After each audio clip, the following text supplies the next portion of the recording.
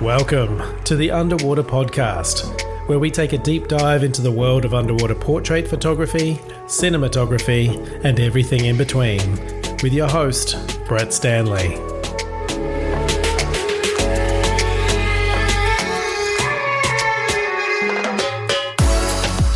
Welcome back to the Underwater Podcast, and in this episode, I'm chatting with Italian photographer Fran Reina, who is now based in Mexico. We talk about her love of water, travel, and how she transitioned from a dive guide to underwater portrait photographer shooting in the Cenotes near Playa del Carmen. She also lets us in on her business processes, how having a studio assistant made all the difference, and what's involved in letting someone else into your business. Okay, let's dive in.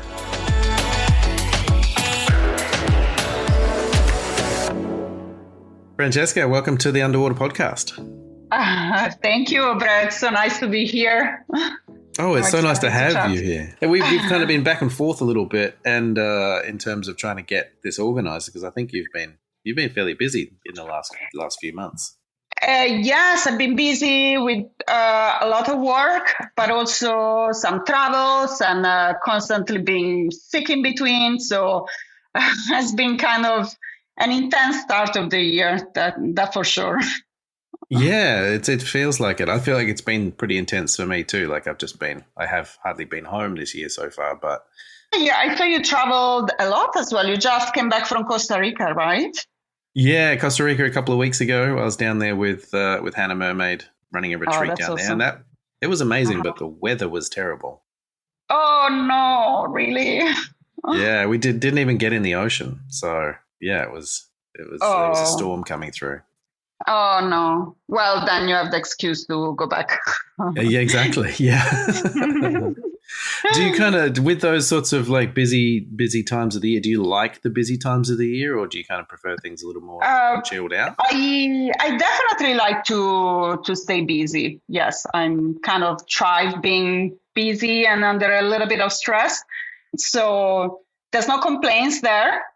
Yeah. So I had a lot of portrait sessions here in the Cenotes, but as well a big brand production, which was really exciting for me because I don't do a lot of them. So that was a nice bit of a change in my in my work and schedule, but that was really fun. I had a great team to work with, so doing that, and then I had some travels as well, and so that was an extra to my schedule to juggle, but yeah, they were all really nice. So actually I've been twice to Mexico City. The first time was to the Mexico City Art Week in February, and that was more of a pleasure thing, although I also had a couple of my pieces to show in some art fairs. So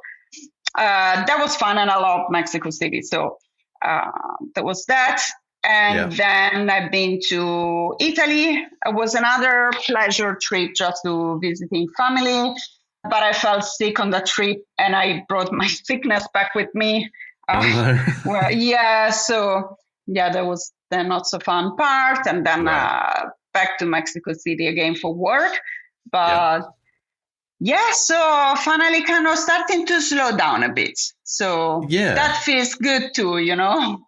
Yeah. It's great to be busy, but, you know, after being busy, slowing down and just get yourself together a little bit, it's catching up with the editing, especially, and that is needed as well. Yeah, and just a bit of a reset, and kind of that's what I find when I travel is I come back and I've just got to catch up on so much stuff that I didn't do while I was away. Yes. Yeah, as you said, it's nice to reset a bit, you know, after the travels and being busy. So it feels nice to start to be able to catch up with everything. So enjoying that at the moment. So you're currently based in Mexico, in Playa del Carmen, there on near the Cenotes. But so you're originally from Italy. Yes, I'm from Italy. I'm from Italy, and yes, I'm based in Mexico. I'm in Playa del Carmen, which is in the Riviera Maya on the Caribbean side of Mexico. And yes, I moved here back in 2016, but I haven't been living in Italy since 2007 Oh, when I right. left first. Yes, I left, and for about 10 years, I did. Well, I traveled a lot. I used to be technically I'm a diving instructor, and Mm-hmm. I left in 2007 to pursue a career in diving. So Yeah. that is what I did, and I also used that as an excuse to travel in beautiful tropical places. So yes, for 10 years I've been moving a lot. I was sometimes even moving, every 6 months. In some places I stayed a little longer. Actually, where I went first, I was in Egypt in the Red Sea, and there I stayed for I think it was 2.5 years. Oh, And wow. after Yeah. that, I traveled a bunch in Southeast Asia, Philippines, Malaysia. I ended up just before coming to Mexico. My previous location was Palau in Micronesia, which is absolutely amazing. The Ah, diving and beautiful. nature there was insane. Yeah. Honestly, I was the best. And but yes, after all the travels, I at some point it came the time that I was, my life wouldn't pack in a bag anymore. And between the diving gear and the camera gear, plus in the meantime, I became a technical diver as well. So I really started to feel the need to stop somewhere to have a base, and then Yeah. that never wanted to really stop the traveling, but I didn't want to do it as a traveling diving backpacker basically anymore. I was a little bit too much. So Yeah. I'm based here in Playa since 2016. Yeah. Yeah. So what was the thing that got you into the underwater world in the first place? Like, was water always something you wanted to get into, or did you just sort of get the diving bug later on? Well, so I always loved the water so much. So, but I never like growing up and going to school. I never thought of ways to having it as a career, let's say. And although I say that, but now that I think about, I've been working like part time as a lifeguard. So, well, it's not a full career, but I was already touching on that. And Yeah. basically, when I was at university studying natural sciences, I knew for sure I didn't want to be, ending up in a 9 to 5 or in an office or anything like that. I knew I wanted to be in nature, but I haven't. I At that time I wasn't thinking because the university that I did was in Italy, Milan. Wasn't so much marine based, so I haven't thought about that until a friend started to tell me about his scuba diving trips, and I thought that sounded very interesting. And I was like, oh my God, they will telling me about all the fish and things he would see underwater. And I was like, oh, okay, I need to Yeah. become a diver and explore that part. And Yeah. so I did. And right after university, I found a job as a snorkeling guide in the Red Sea. I was already a diver, but not at dive master level. Yeah. But I got that job, and I worked a season as a snorkeling guide. So I will take people in this, watch snorkeling and explaining about all the corals and fish we will see, and that was just a dream job. It was amazing. But then toward the end of the season, I got the opportunity to go for some dives, and I was completely hooked. I was obsessed, and I finished my training. I became that master and then instructor, and yeah, so that's the way I started, and uh, basically I still wanted to travel a lot, so I feel back then in a way was easier to just hop on a plane, go in a new country, and just knock some doors and find a job. Right. Yeah. So that's what I did for a while. Now I don't know if I don't think it's as easy anymore. A little bit because, well, diving jobs are not very well paid. They weren't very well paid back then, but you could still make it happen. But I don't think it's feasible right now. So I'm really glad I got to do it, and it was amazing. But it's a chapter closed for me, the teaching diving and traveling. Although the water chapter is definitely not closed. So yeah, in the meantime, while I was working and diving all the time, basically, I picked up underwater photography as a hobby. So the water came first, and then photography came after. It was really a mean for me to share, what I would see every day at work. I was so passionate about it that I wanted to literally to show to people that will never get the chance to see what I was experiencing every day. Yeah. So it was a hobby for a long time, really, before social medias were really a thing. So I wasn't even honestly sharing that much. I remember I was doing my personal Facebook albums to show to my friends, and that was it really until I came in Mexico, and then it became a job when I was already here, and I never thought that as a possibility. But yeah, what happened is that a friend of a friend, saw my photos on a personal Facebook post, and they offered me a job as a photographer for a dive shop, and that I couldn't believe when they offered this job for me. I was like, what? Absolutely, it was a yes. So I started to work, and then I started to work as a freelance photographer and videographer for different dive shops. And in the meantime, I also started to play with the idea of portraits with dresses and fabrics in the cenotes in particular. And but I was just playing with friends, and then again, it happened very organically that I would post, and my friends would post their photos that we'll take in Facebook mostly. And occasionally I will have somebody reaching out to me and asking for, to have a photo session in the cenote. And I will occasionally do those, not thinking much of it. Until a point arrived where I did enough session. I was having a lot of fun shooting this type of portraits underwater with the in the cenotes, like I do now with dresses and fabrics, and arrived the point. I think it was the beginning of either end of 2019 or beginning of 2020 that I decided that I basically just wanted to do that. And I was kind of over diving as a job, really, because again, it became a little bit repetitive, and I was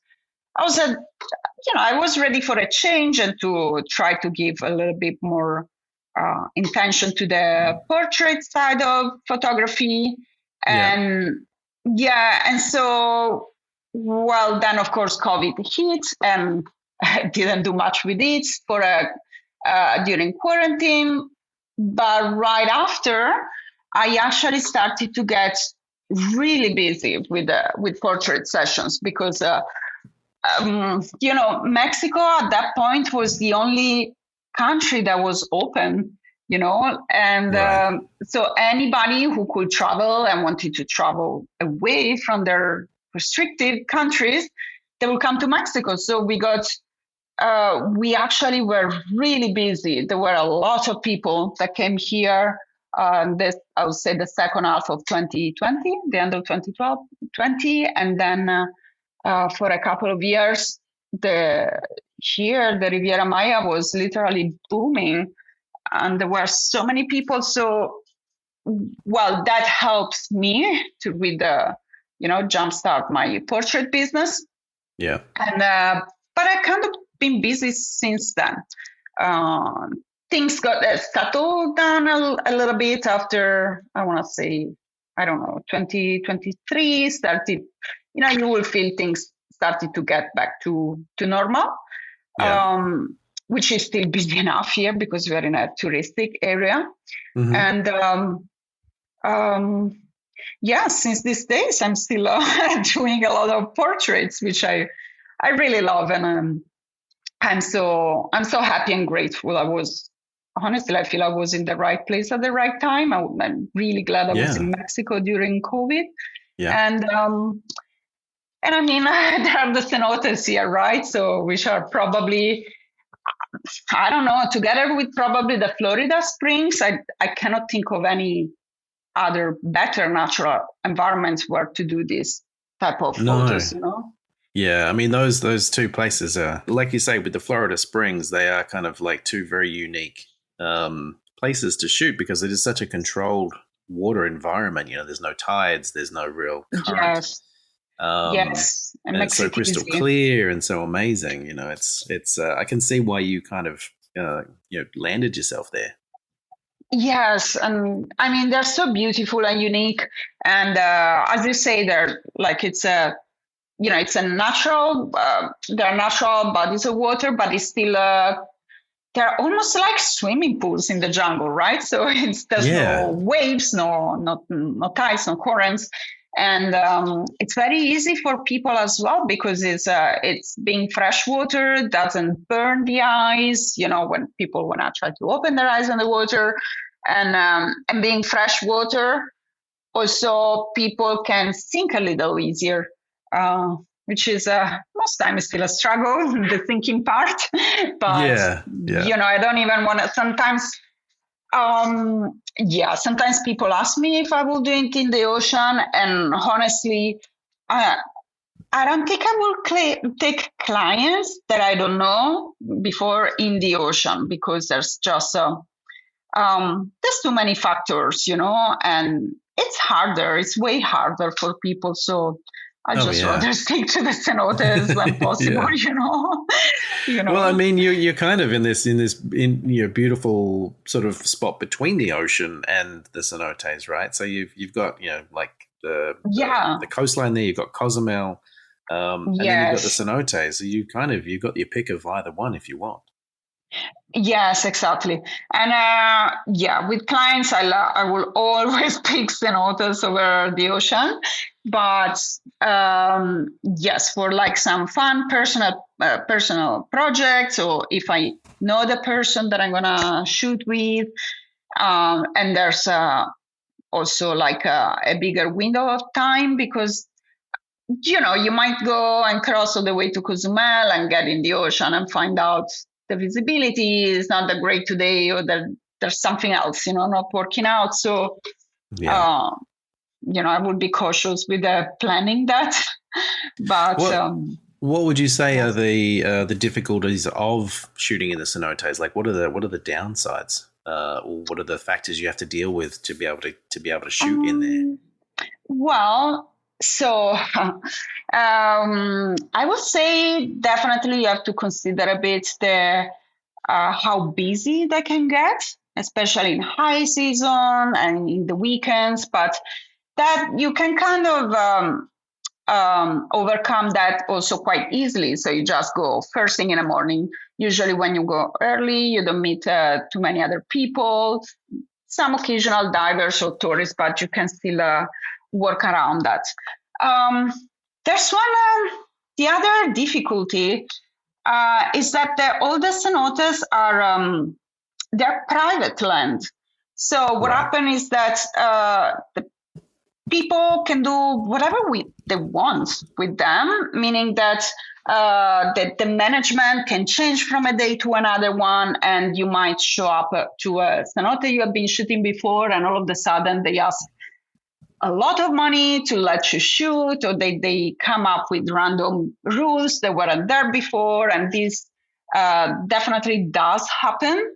I've been in places that where I shot many times before, and all of a sudden they put down like a life jacket for everybody rules kind of thing. Right. Yeah. And and it's still Mexico, so sometimes if you speak with the right people, you can come around these rules, but not always. And that has been I want to say the main difficulty here. Also for other, and I've seen a trend with other photographers or water people, mermaids, etc., that have been taking their own clients and people here, and that has been a major pain point for them as well. Right. So although there are literally thousands of cenotes in this area,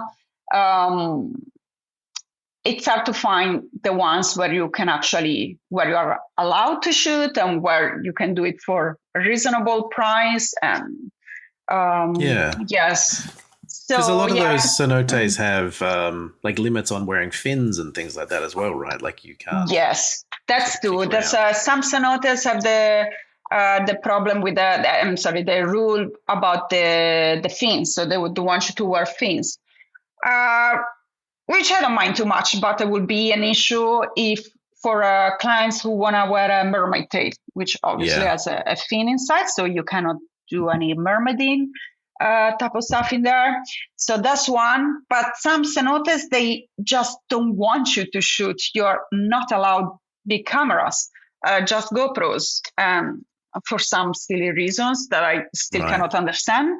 Right. And some other cenotes just see, people, especially generally, not just in Mexico, sometimes in tourist areas, people get greedy when they see, the possibility of making money or more money, or when they see you're making money, they want to have a slice of it. But sometimes they're very unreasonable with what they ask, and so you just cannot go with, people, because that the price would be passed on to the clients, right? And people many times would be not willing to pay that. So I think it's not very smart, because they lose all these potential clients and publicity to their cenotes, to be honest. But yes, that's a major problem, I would say, in the area. So I have a couple of favorite cenotes here, and these days I kind of stick with them. I also have, developed a relationship with the managers, with the owners. So that also really helps. And if there is any changes, that will be, warned before, or if there are cleaning days or random closure days, I would be, they will let me know. So it's been easy to work with them. Oh, that's good. Yeah. So being local has kind of helped you to build these relationships with them. Yes, for sure. You need that. You need that a little bit here, but I think everywhere. Anywhere. Did you? I assume you speak Spanish. Yes, I do. Yeah. Was that something you learned before you went to Mexico, or you just learned while you were there? Let's say I learned there. To be honest, I was supposed to already knew Spanish when I came, because I literally did a language school at high school, and Spanish was one of the languages. But it's one of those things that, after 15 years of never speaking it and not practicing it, I just had some vague memories of it, some words, and now I just picked it up here. But to be honest, being Italian, it's not that hard, Italian and yes, they're the same roots. There's the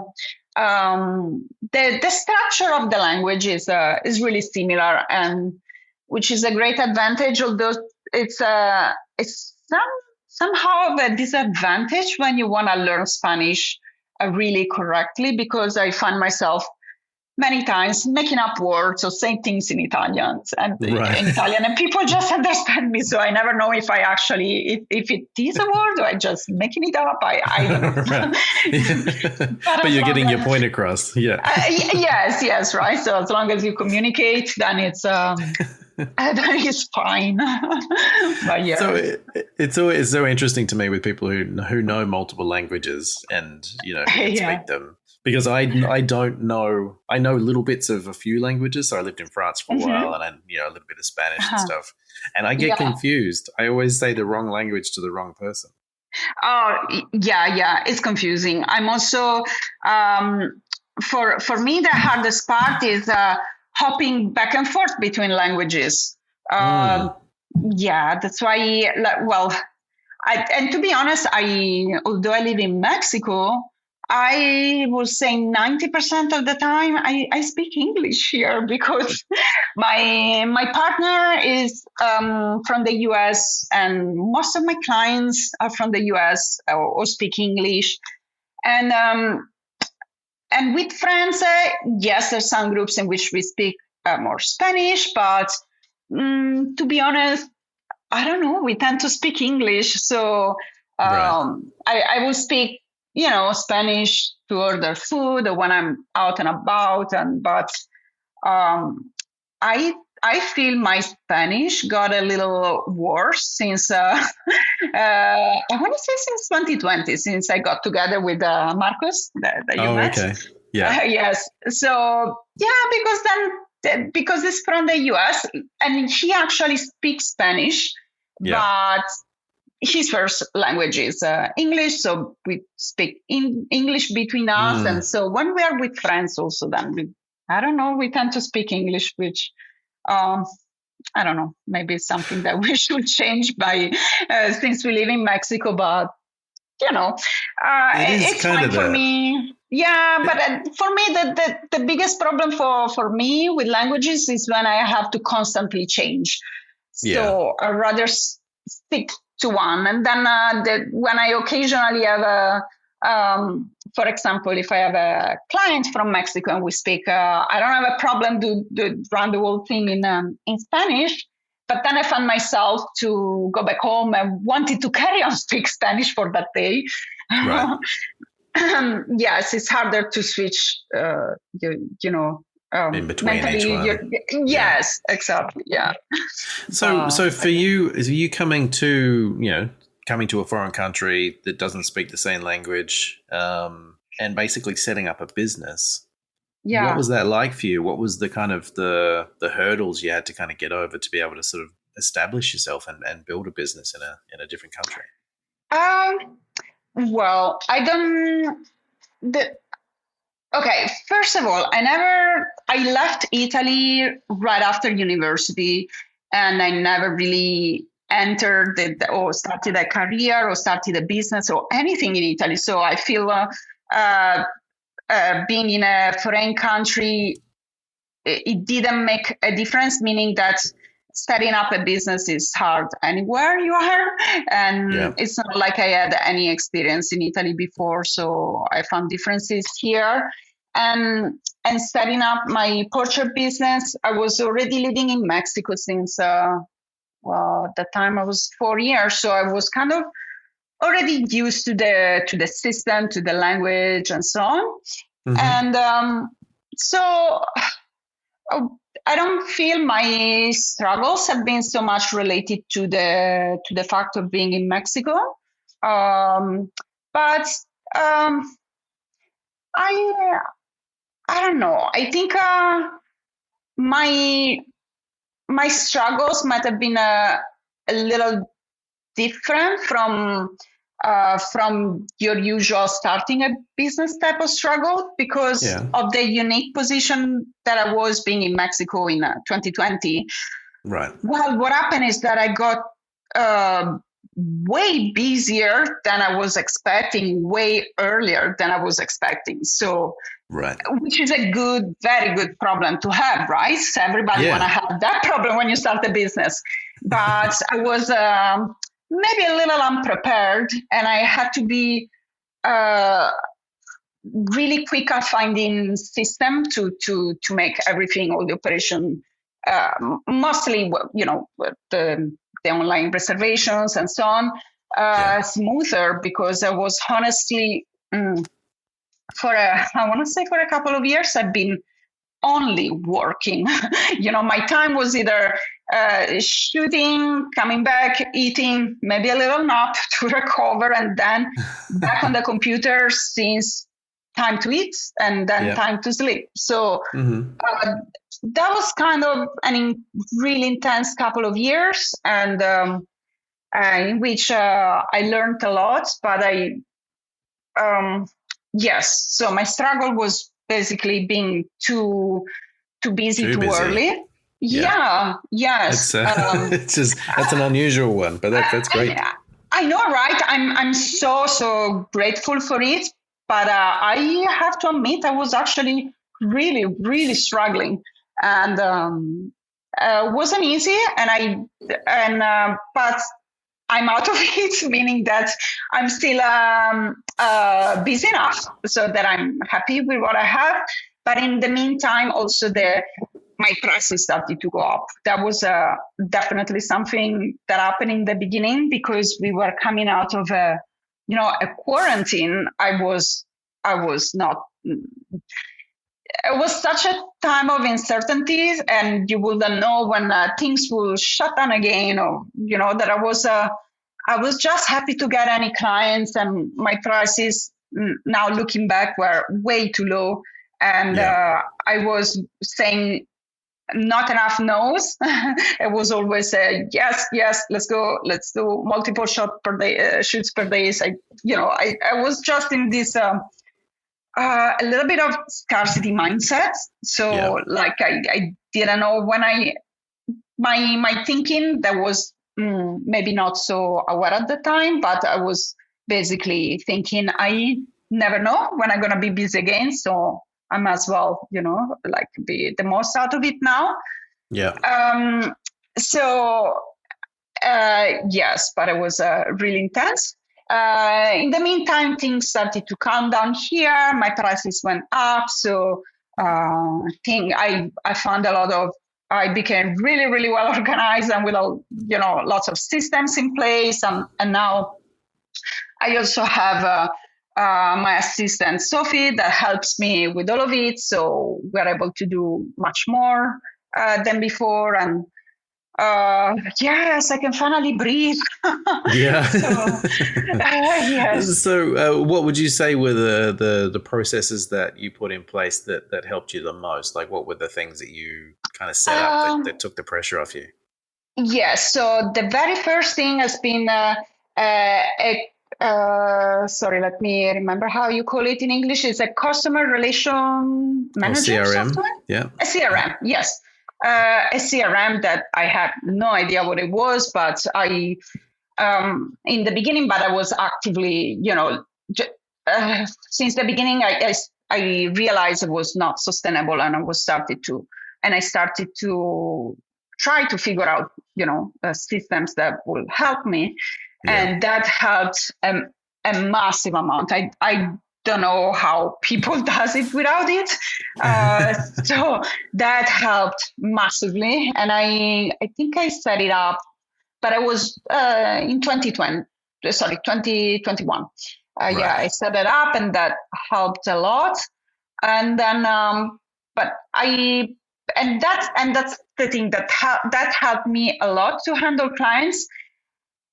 And it helped me to, because you can set up this system of follow-ups and so on. I think it also helped me to keep busy because, because while before I will, clients will contact and I will give the informations, but because I didn't have a system in place, if they got the informations and that's it, decided to ghost me, I didn't have a way to really keep track of this, Right. And so setting the CRM in place, then I started to be way better at following up. So, I kind of kept myself busy in that way, which is good.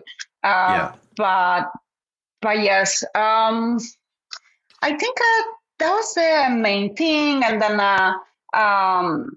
definitely the social media planning. I haven't been well, I think what is my strength with social media has been just being constant with it and posting almost every day.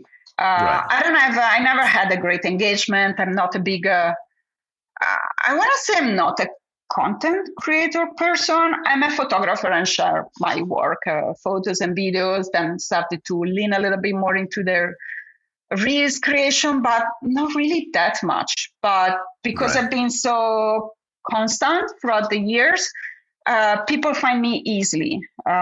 Yeah. So that helped. The social media planning definitely helped a lot, and then having some extra help. And now I had some other people helping me in the past a little bit, maybe with just the emails or the social medias. But now I feel that with Sophie, the lady who's helping me right now, we really found the groove, and she's been with me now for I think maybe 1.5 years, definitely more than 1 year. And Yeah. I could, it's been, she's been the right person to teach the in and outs of my business. So she's really aware of Yeah. everything that is going on, and that is such a massive help. And I'm so grateful to have found her.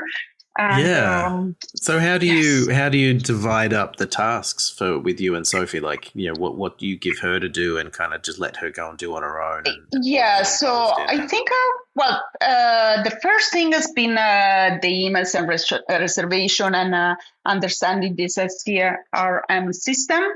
And that already was a massive lift off my shoulder. Yep. And then I want to say it's been okay. Let me think. I'm not entirely sure what were the next steps. I think I was a bit of social media planning, and then basically I tried. Well, I had to learn myself to delegate, because. Well, here's the problem that I think everybody have in the beginning with delegating to others, is that you find that doing things yourself is way quicker than teaching somebody else how to do them. Yeah. And so basically, as things will come up, I will try to make sure I will take that. So it wasn't everything all together at the same time. But once I would see she started to feel comfortable with the emails and so on, I will start to show them a little bit of something else. And so it's been a building up Mm-hmm. over time. And there's still these days, sometimes I realize, I never give Sophie access to this thing. Could be like we needed to change some links, and in my link tree, the bio, social media bio page. And Yeah. so, when you do it a little bit at the time, then it doesn't take a lot. But the main thing that I had to force myself uh, to maybe spend a little bit more time in the beginning of showing her something, instead of just quickly doing it myself. Right. And Yeah. I think you can do that. It needs to be with the right person, right, with the right attitude of learning, and you need somebody. Well, I think the attitude of people Yeah. it's way more important of what they know beforehand, because I don't think she was. Of course, she was familiar with social media in general, like who is not these days, Right. every single thing she does now is pretty much used to be new to her. Uh, and she's really switched on. She's really helpful in nature. So Yeah. she's also sometimes when I'm not available, she knows how the business run, and she finds herself things to do, and she's able to give suggestions to improve things. And so we're working really well together now. Oh, that's great. Yeah. That's awesome. Yes, for sure. For you yourself, like when you sort of started to get into photography, how did you just teach yourself photography, or did you have some resources, or how did you kind of figure it all out? Yeah, I mostly taught myself. Yes, I remember I just bought myself an RX 100 with the Nautica setup. I was exposed to photography before. I think one of the first dive shops where I worked, they had some little point and shoot cameras to rent to students, and I got myself.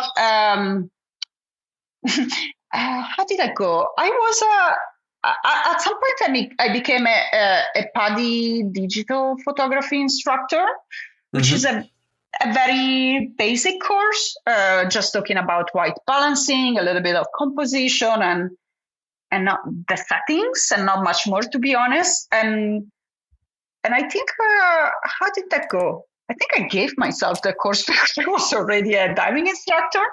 And yes, and so that was, so I started to play with these point and shoots, and I think, and I really loved it. And I feel I already had a bit of I'm a visual person, and I think I already had a bit of an aesthetic eye for things. So that came easy. And then when I bought my first setup, I remember just spending a lot of time reading blogs on how to shoot underwater, because here's the thing: when I got my camera, I was in Palau, and Palau back then it was I think it was between 2013 and 2015. Well, the internet on the island was absolutely awful. It was really, really bad. So forget about watching any sort of videos, YouTube tutorials, or even videos in Facebook. It was not possible, like literally nowhere on the island. And so I could only read blogs to try to learn something. So it was a lot of reading in my downtime, and then a lot of practicing in my days off. And the dive shop where I was working had a really beautiful sorry, I correct that. It wasn't a beautiful site, but right off the pier where the boats will live, there was so it wasn't pretty. It was just a bunch of rubble, but it was so much macro life, so many nudibranchs and small fishes and so on, and that I could just go grab a tank and jump in the water by myself, even because it was 2-3 meters depth, so it was all really shallow. Staying out of the boat traffic areas, and that's I could go by myself to practice, basically. A lot of that, and a lot of practicing in my days off as well. I will go to the dive sites and practice. Oh, sorry, my dog is dreaming. That's all right. It's like a hiccup going on there. That's all right.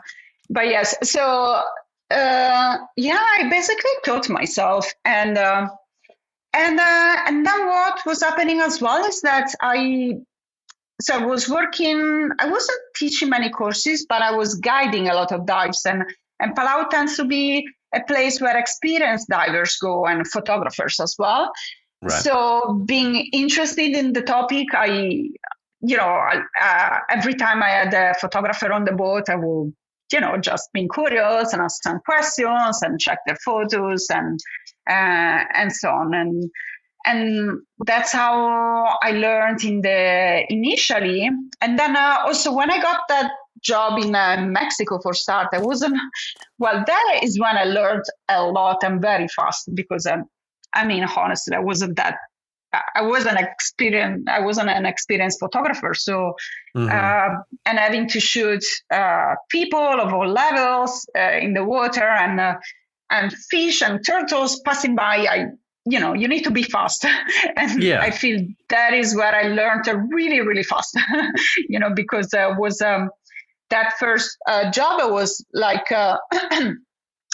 I was based on you basically will join dive trips and take photos of everybody and everything, and then show the photos on the spot. So I needed to have photos that were already looking good in camera. I couldn't rely on, shooting a bunch and then figuring it out later on with editing and improving. So that was challenging, and definitely sharpened my skills because if I didn't have good photos, I wouldn't sell them, and then you go home with $0. So I think that's a big incentive to learn. Yeah, totally.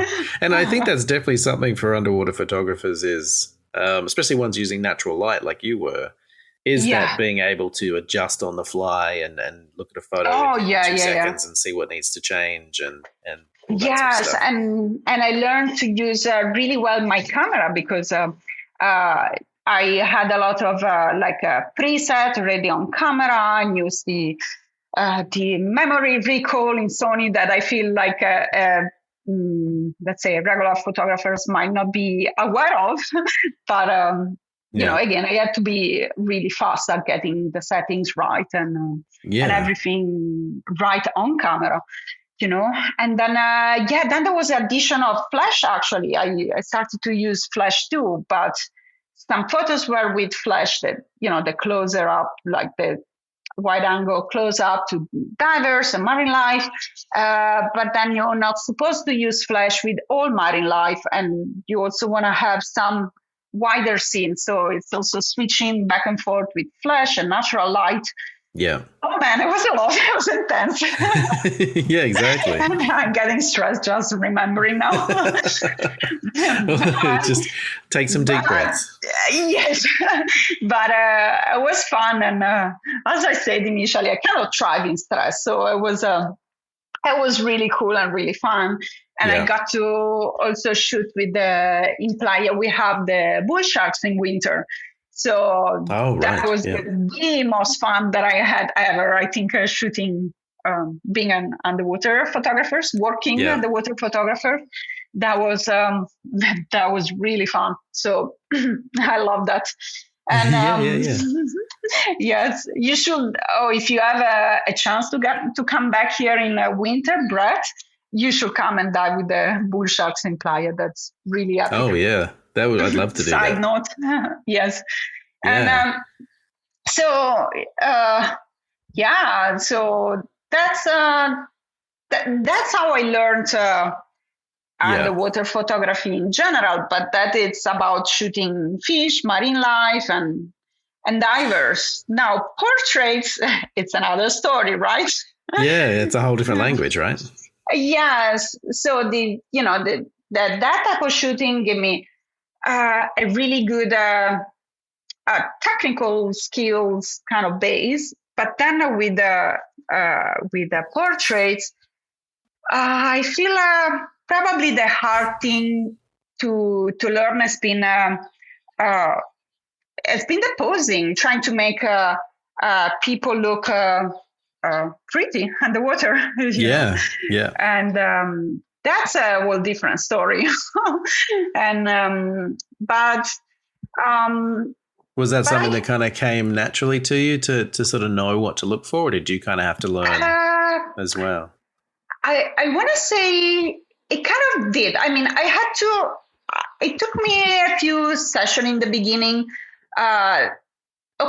I had to really sit down at the moment, at some point and think, okay, I think I need to break this down to what really looks good and what doesn't. And I had to clear up a few points in my head first, because for a few sessions, thankfully we're still where I was playing with friends, so no big deal. But I was really winging it and not really knowing what to look for. So I had to, at some point, like sit down and think and review what I had and what worked and what's not. And so I kind of needed to have clear in my head what's the pointers to give and what to be looking for. And once I had that clear, roughly, I feel the teaching posing that came quite naturally because I was still coming from years of teaching people how to breathe underwater.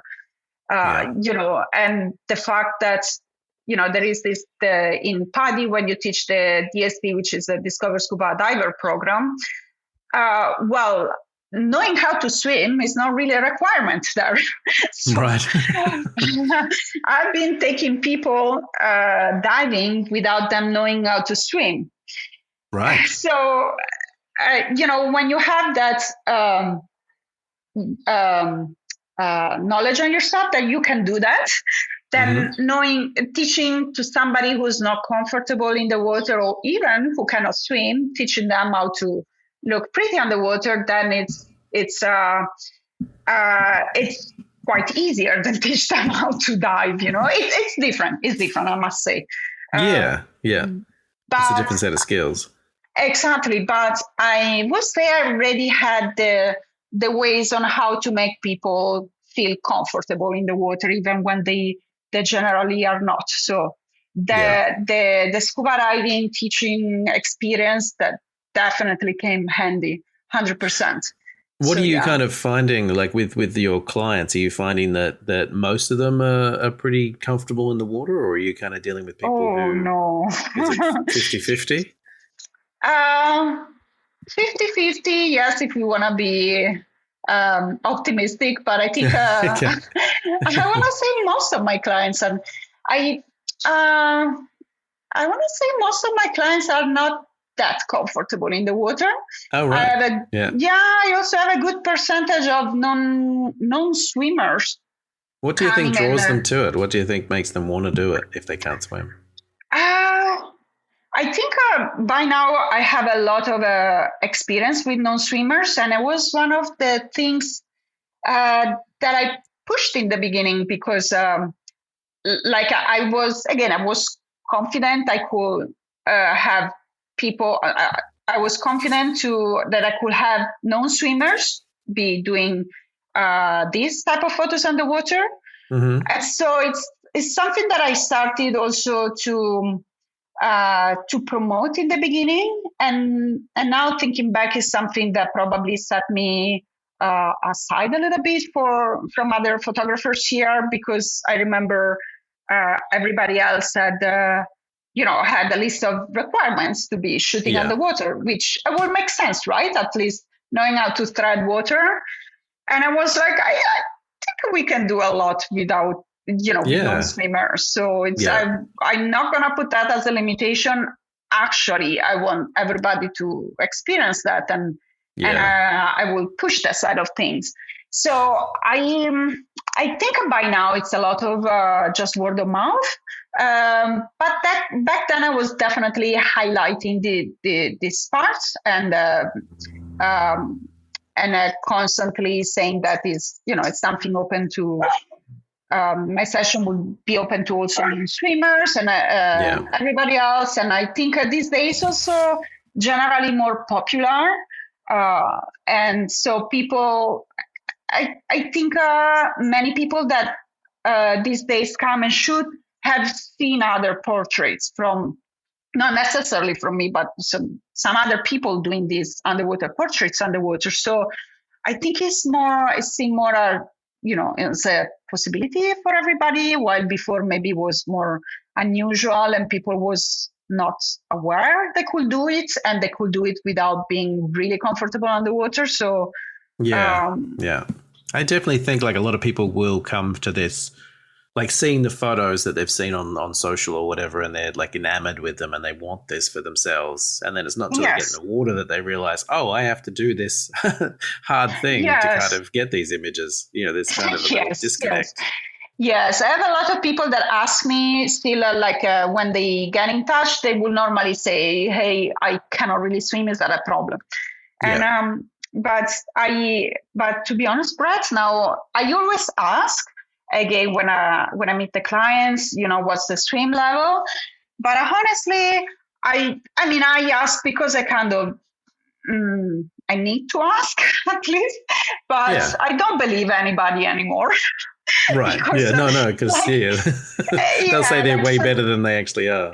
yes, it's like sometimes people cannot swim, but they are really calm and they have a good attitude and they listen and follow instructions very well. Yeah. So I and then the session become way easier for these people than for people that maybe are good swimmers, but Hmm. maybe they're more anxious in general, or they self-criticize a lot, or they're not very good at listening Yeah. or, Yeah. or following instructions. So I don't.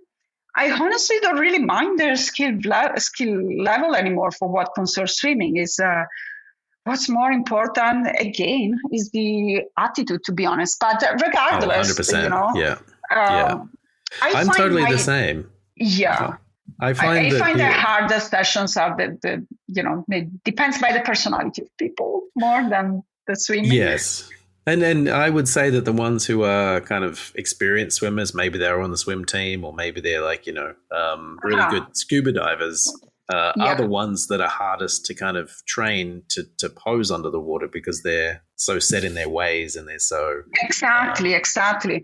When they cannot swim, it's like you have a clean slate, and you yeah, can teach exactly. them things. While sometimes with swimmers, for example, a struggle I have a lot with swimmers is that they constantly move and they kick all the time, Yeah, and they because it's what they used to do to control their position in the water. They move, they swim, but exactly. what Yeah. happened? They tired themselves down. And also in some areas of the cenotes, when you kick, you still, okay, the cenotes are clear, but there are some areas where there's a bunch of leaves at the bottom. And if they kick, they mess up they stir the water, they mess up the visibility. So it's, Mm.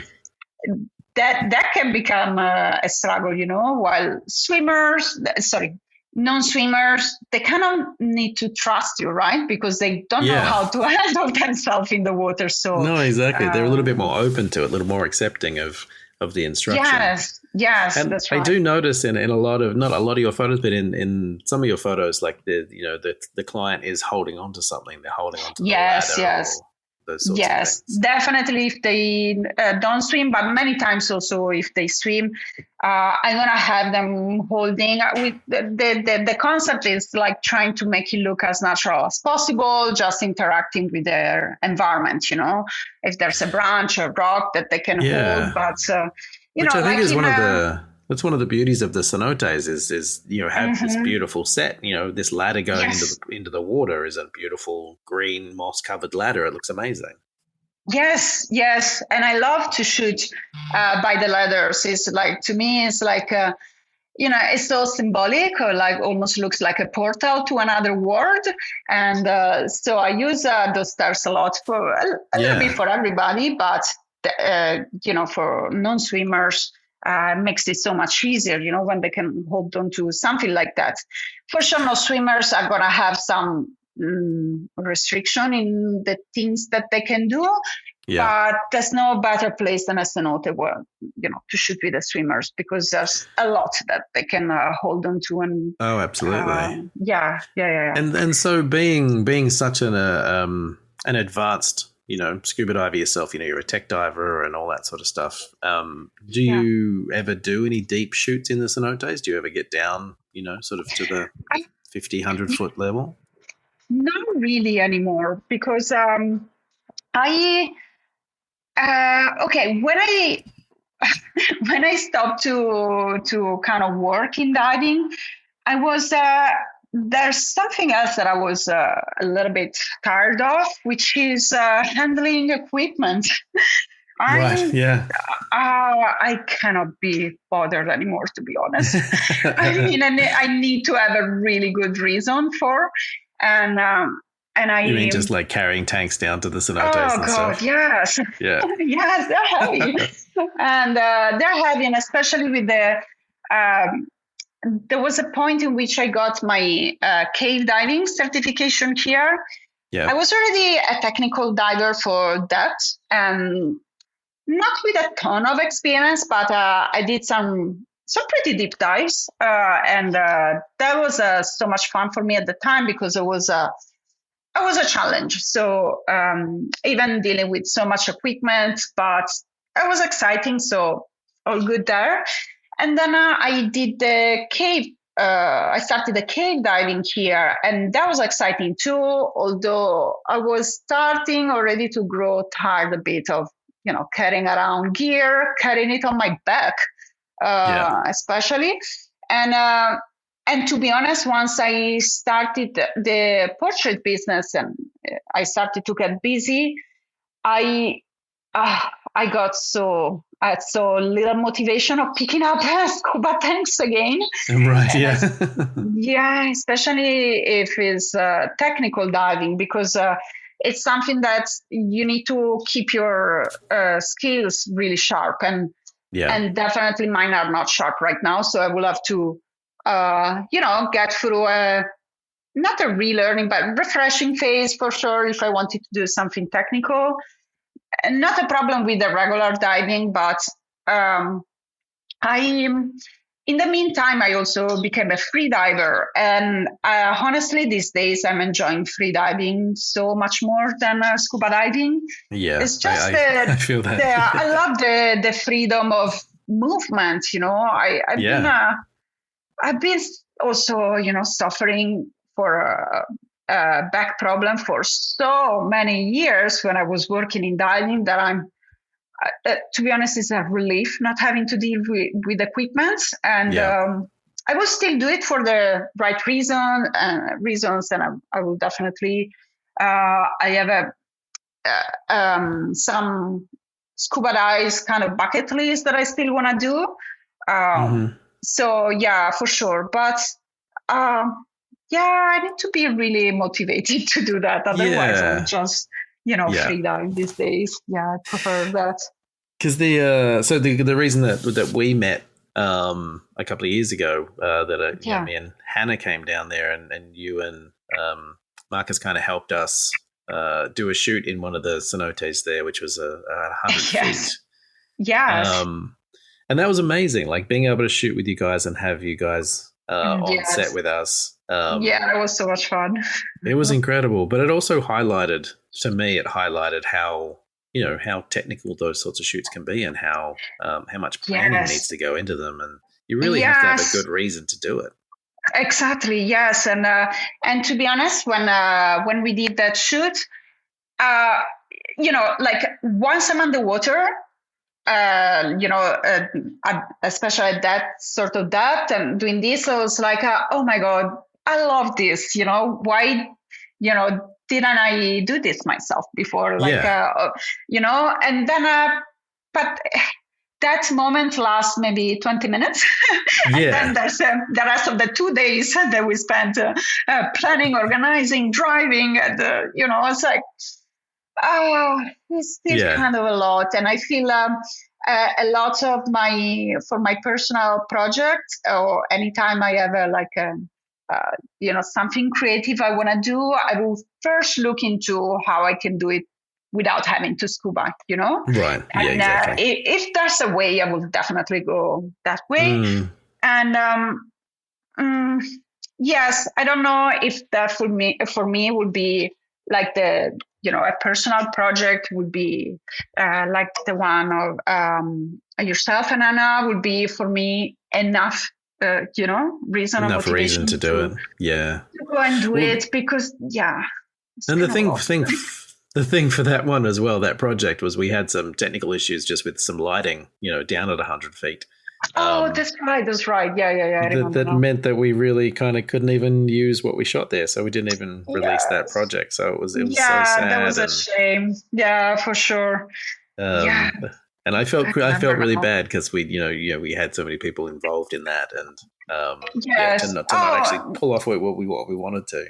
No, for sure. No, you shouldn't feel bad, but it's something like that. You realize that, okay, maybe it's something that, you really need to set aside a week or so, enough time to get over the planning, and then to give some room for some extra time if some things goes wrong, like in the case was the lighting situation, or there are other things. For example, this brand project I just shot. We shot in 3 different cenotes, and one of the 3 cenotes was kind of similar to the one you saw. So it's basically just a big sinkhole.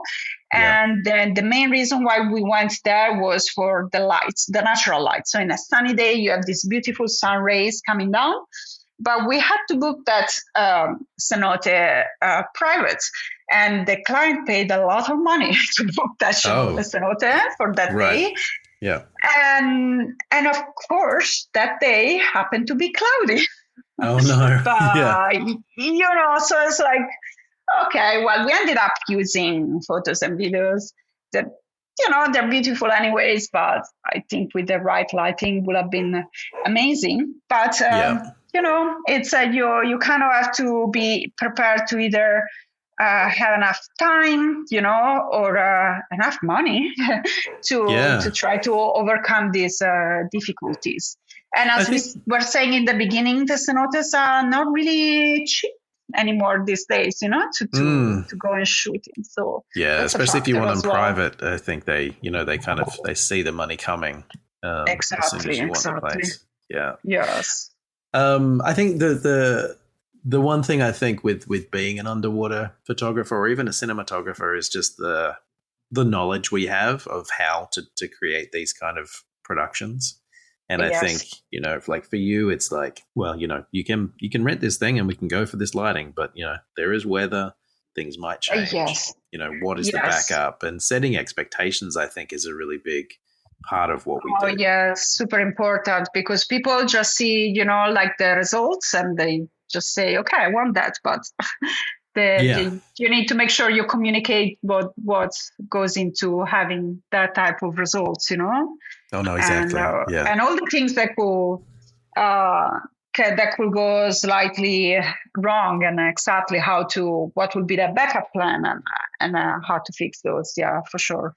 Yeah. And again, it's that working on the fly, you've got a certain amount of time, you've got to fix this thing, you've got to get this, what you need to produce. So, yes, a lot of problem solving skills there. Yeah, exactly. For sure. Yeah. No, totally part of it. Fran, this has been amazing. Thank you so much for sharing your story. Thank you so much, Brett, for inviting me. It's been an honor to be on your podcast. Oh, no, it's great to have you. And have you got anything coming up in the future that we should keep an eye out for? Not anything in particular, as we were saying earlier. I'm just in a resetting type of moment. It's like it's been busy and now just trying to catch up with life, catch up with editing, and starting things to get moving again. So start the cycle again. Exactly. Awesome. Well, thanks, Fran. No, thank you so much, Brett. Thank you. Thanks for listening, everyone. And as always, if you like the podcast, please subscribe, review, and share. If you'd like to support with the production of these episodes, you can purchase our very cool merchandise at theunderwaterpodcast.com. We've got branded coffee mugs, stickers, beer cozies, and posters featuring our amazing illustration and logo by Joe Hodino. If you'd like to connect with us or learn more about our guests, you can reach us at theunderwaterpodcast.com or on Instagram. We also have a Facebook group where you can discuss the episodes and even get your questions answered by our guests. There's a link to it in the show notes. Also, don't forget about Waterproof magazine, showcasing the best in underwater art. Read it online or purchase a print edition at waterproofmag.org. You can learn more about my underwater photography workshops and mentoring at brettstanley.com or Brett S Photo on Instagram. The Underwater Podcast is presented and produced by me, Brett Stanley, and our music is Neo by Oh Boy. Keep creating, everyone. I'll see you in the water.